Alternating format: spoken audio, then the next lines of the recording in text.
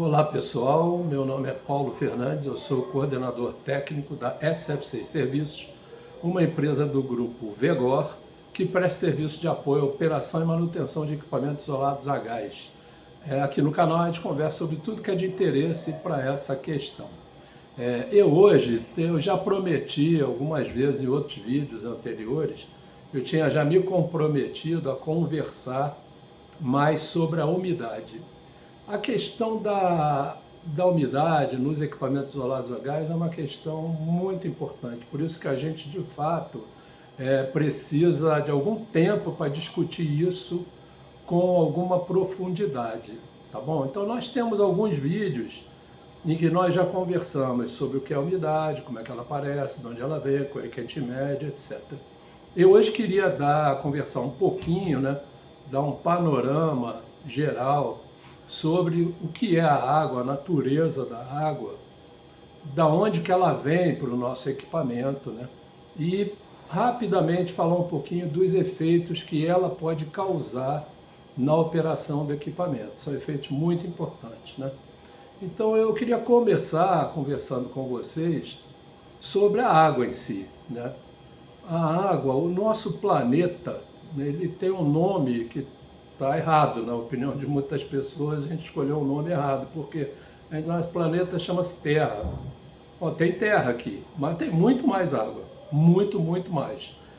A superfície do nosso planeta é muito mais água do que terra, então era legal de ser planeta água, Embaixo d'água tem mais terra, então tudo bem, Vamos dar esse desconto aí para os geólogos, Então, planeta Terra. Só que nós temos muita água.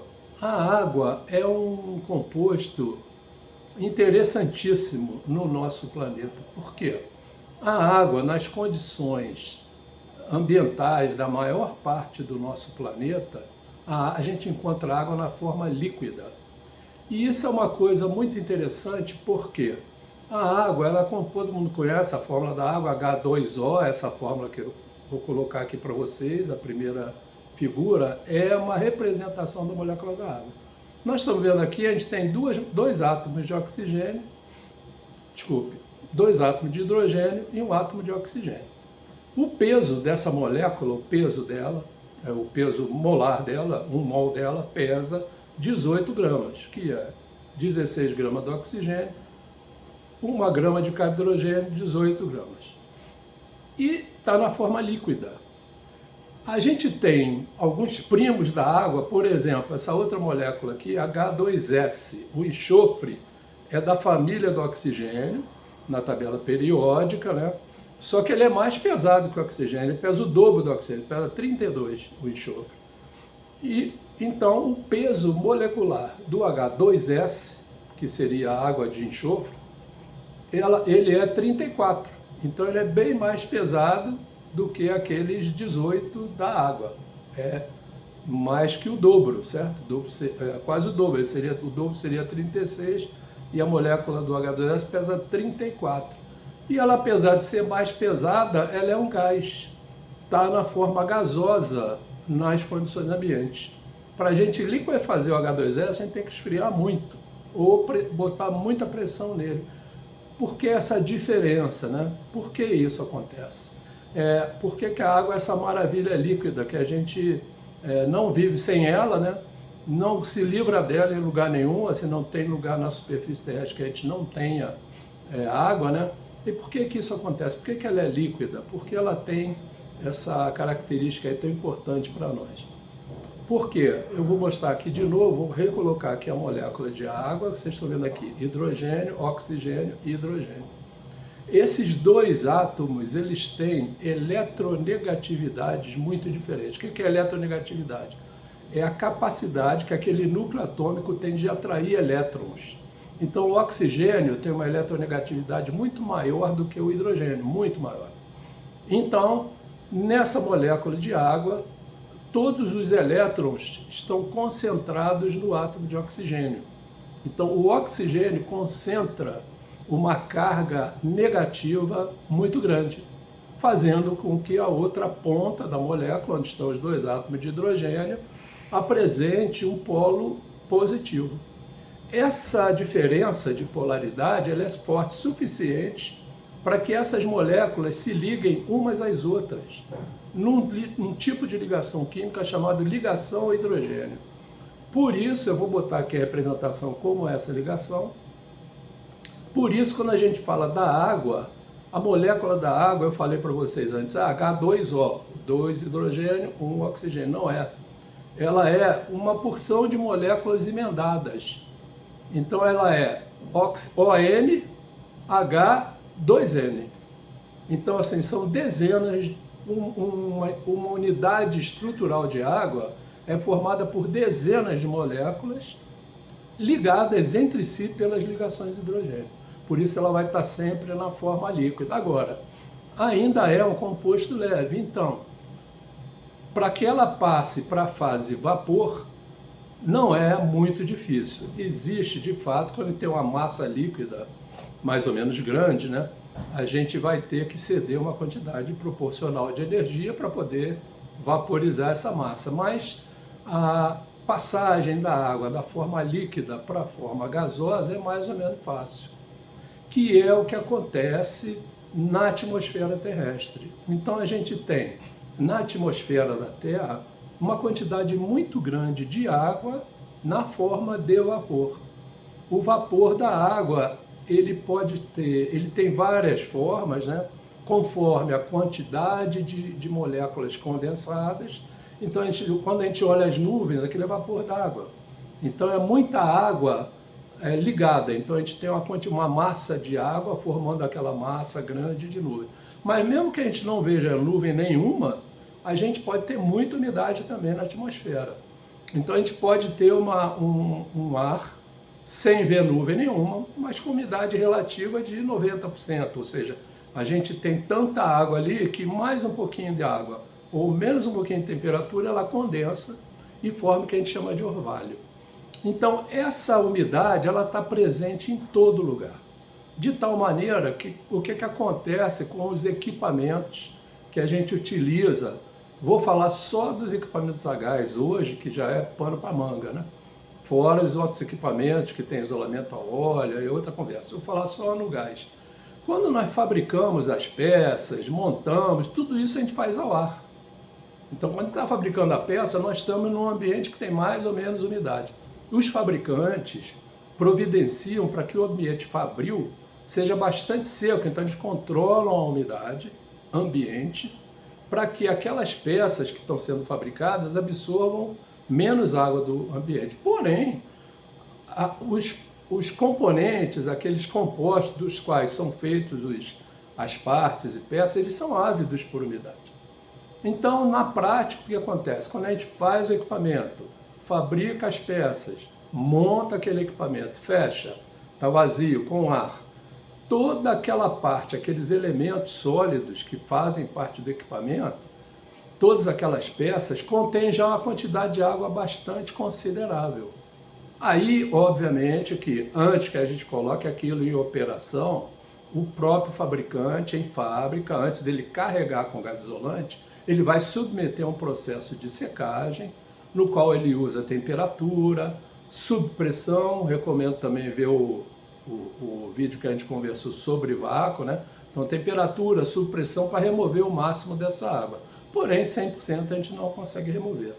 Então, a primeira contaminação de água dos nossos equipamentos, ela vem da atmosfera, absorvida e adsorvida nos elementos sólidos do nosso equipamento. Então, o equipamento ele vem com água.